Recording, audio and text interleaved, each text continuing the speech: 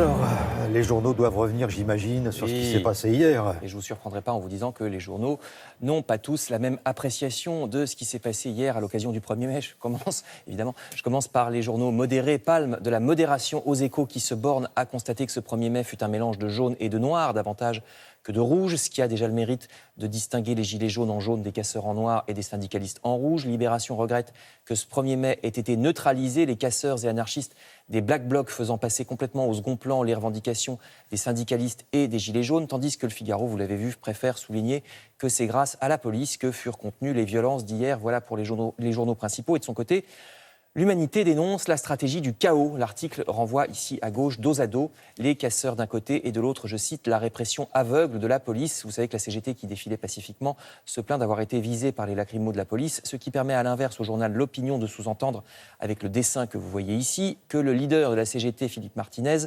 abuse en se plaignant des violences qui ont fait passer les revendications au second plan, alors que franchement, on ne peut pas dire le contraire. Le message syndical a été effectivement inaudible hier. Enfin, le troisième point de vue, c'est celui de la police. Vous trouverez dans Le Parisien aujourd'hui en France une interview de Christophe Castaner qui estime que les forces de l'ordre ont permis d'éviter une catastrophe. C'est vrai qu'on se demande ce qui se passerait si une ville était livrée aux casseurs des Black Blocs. Les journaux remarquent cependant que les casseurs en question étaient moins nombreux qu'on ne l'avait craint, ce qui permet à Libération de poser une question qui fâche. Mais comment se fait-il que la police ne parvienne pas à empêcher une fois pour toutes les casseurs de nuire, casseurs dont le nombre semble ne pas avoir excédé le demi-millier, je cite Libé, vous voyez ici la phrase en rouge, alors qu'à 99%, les gens sont là pour manifester pacifiquement. Je cite encore, les syndicalistes disent qu'ils se sont fait confisquer les gouttes pour les yeux qu'ils avaient prises au cas où il y aurait des lacrymos, mais en revanche, je cite une retraitée, les policiers connaissent très bien les gens violents et pourraient les arrêter avant. Le journal L'Opinion met encore plus directement en cause le maintien de l'ordre en expliquant que les incidents à l'égard des syndicats hier pourraient être dus à une trop grande autonomie des forces de police sur le terrain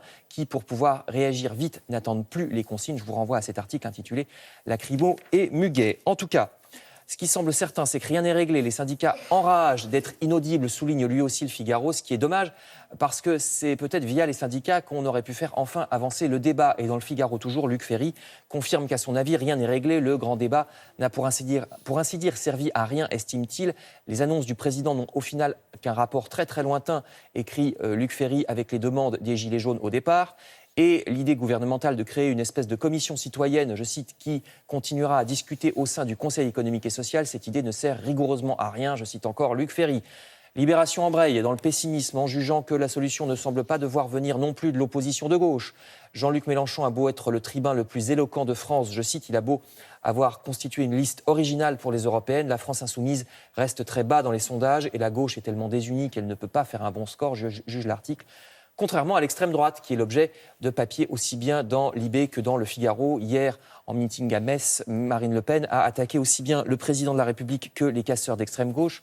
Je la cite, des casseurs dont elle estime qu'ils arrangent le gouvernement en discréditant les Gilets jaunes. Le Rassemblement national table sur un réflexe anti-Macron aux européennes. Certains sondages donnent l'extrême droite à 24%.